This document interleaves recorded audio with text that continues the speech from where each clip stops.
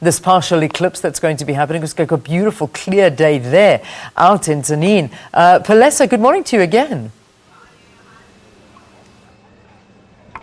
Well, a very good morning to Lian, and thank you so much. We are still continuing our broadcast live from NTL Baraka Farm here in Tsanen. We're almost heading towards the end of our broadcast this morning. We're focusing on agroforestry. So we're joined now by Professor Kingsley Ayisi.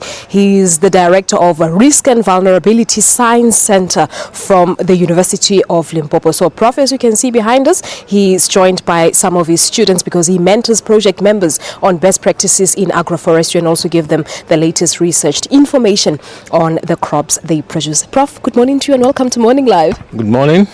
Thank you so much for your time. Talk to us about your students here behind me. What do they do? You were telling me earlier on that some are actually studying towards their master's degrees now. In fact, all of them are doing their MSc in different aspects of agriculture, including Moringa, specifically looking at the impact of climate change on crop productivity. We are looking at aspects of water, quality of the crops, and also we have one student who is looking at the economic benefits of those systems that we are trying to promote. All right, now it looks like Moringa is the most famous tree around this place. So which one is looking towards the economic beneficial of it? Is he here? You are. Oh, okay, now talk to us about it. What have you found thus far? The study is still continuing. I'm yet to collect data, and then from whereby I'll be able to present the results. Okay, fellow Fumane Ing so far. Anything tangible? I know that you still to compile your report. I found that agricultural agroforestry, it's a good system that provides different products than one system practiced alone. For example, if you're combining crops, animals and trees, you will find milk from the animals, and then you also harvest crops for consumption and income generation, and then the remains of the crops you can feed them to animals and then also to fertilize the soils. All right, now quite an interesting one there, Prof. But talk to us about agroforestry on its own. How big is it here in South Africa? Agroforestry, it's very big in the African continent. It's a system where we have perennial species like your woody plants, shrubs, interacting with your annual crops and even livestock. But the interaction must have ecological benefit as well as economic benefit. So we are trying to promote it. I had an opportunity to do a survey, a nationwide survey in 2000 throughout the country, and I realized that farmers are practicing it, but not in a planned manner. They didn't even realize that they were practicing agroforestry. Okay, so basically you're saying that agroforestry has always been in existence, but they were not aware that it's actually agroforestry. Exactly. We call it passive agroforestry. Okay. Instead of developing a system that they can actually practice it. So I think, and it has a lot of benefits that I think from the agro ecosystem we can exploit those benefits for the advantage of the farmers and the environment as well. Now, talking about the benefits of agroforestry, I wanted to come to its sustainability. How sustainable is it, especially for your small-scale farmers? Well, with agroforestry, the fact that you have a tree or a shrub, that's a perennial system. So once it is established, for instance, if you have you're in an area which has a lot of slope, and you have trees along the contours as buffer strips, it can hold the soil erosion, it can minimize it.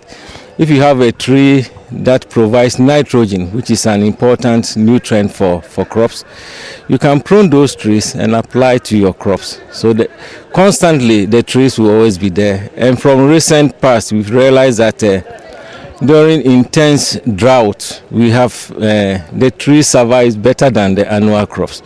So this is a system that needs a further investigation.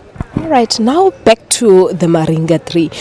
We spoke to Umam Nomsa earlier, who was basically saying that the tree is a multi-nutritional supplement, if I may call it that. But what scientific aspects are you trying to find from the tree on your research? From our research, we have a number of things. The leaf is highly concentrated in the nutrients, phytonutrients, the nutrients that our body needs. So first of all, we analyze the leaves, and we also want to know whether there are changes in the nutrient quality. If you harvest it in winter, summer, or middle of the season, so we want to know the trend of the nutrient, whether it's still nutritious irrespective of the season.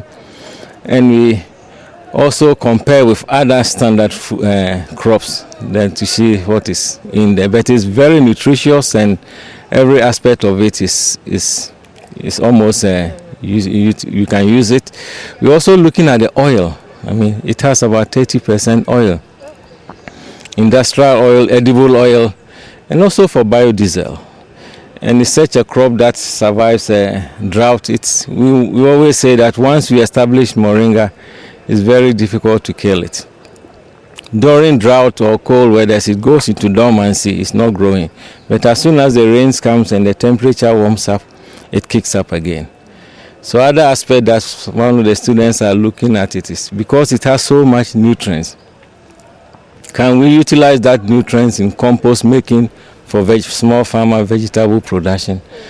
And then lastly, we are also looking at it, the water use, because we don't want the plant to exploit a lot of moisture.